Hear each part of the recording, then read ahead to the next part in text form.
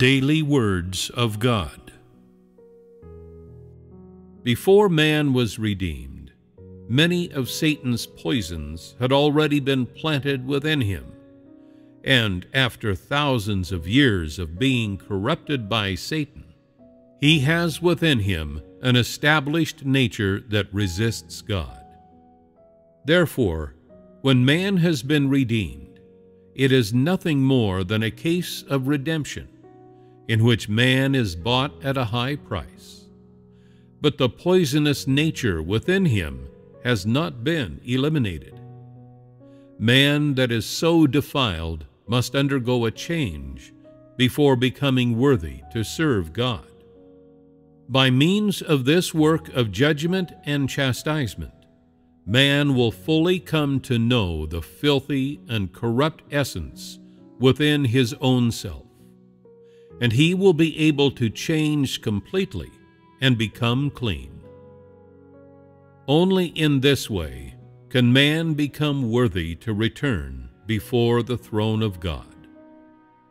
All the work done this day is so that man can be made clean and be changed.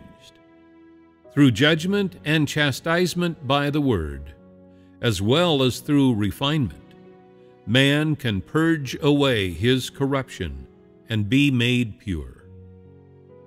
Rather than deeming this stage of work to be that of salvation, it would be more apt to say it is the work of purification. In truth, this stage is that of conquest, as well as the second stage in the work of salvation.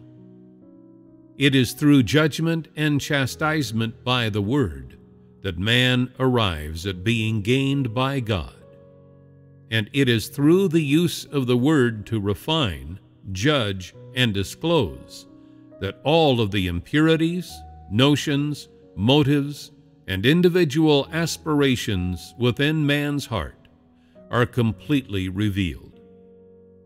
For all that man may have been redeemed and forgiven of his sins, it can only be considered as God not remembering the transgressions of man, and not treating man in accordance with his transgressions. However, when man, who lives in a body of flesh, has not been set free from sin, he can only continue to sin, endlessly revealing his corrupt satanic disposition. This is the life that man leads, an endless cycle of sinning and being forgiven. The majority of mankind sin in the day only to confess in the evening. This way, even though the sin offering is forever effective for man, it will not be able to save man from sin. Only half the work of salvation has been completed, for man still has a corrupt disposition. For instance, when people realized that they were descended from Moab, they brought forth words of complaint, ceased to pursue life, and became utterly negative. Does this not show that humanity is still unable to fully submit under the dominion of God? Is this not precisely their corrupt, satanic disposition? When you were not being subjected to chastisement, your hands were raised higher than all others, even that of Jesus.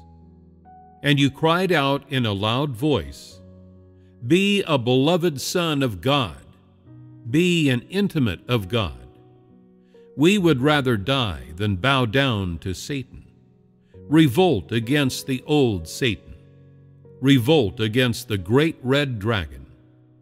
May the great red dragon fall abjectly from power. May God make us complete." Your cries were louder than all others.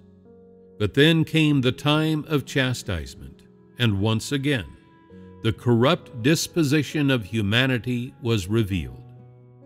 Then their cries ceased, and their resolution failed. This is the corruption of man. running deeper than sin. It is something planted by Satan and deeply rooted within man. It is not easy for man to become aware of his sins. He has no way of recognizing his own deeply rooted nature, and he must rely on judgment by the Word in order to achieve this result. Only thus can man gradually be changed from this point onward.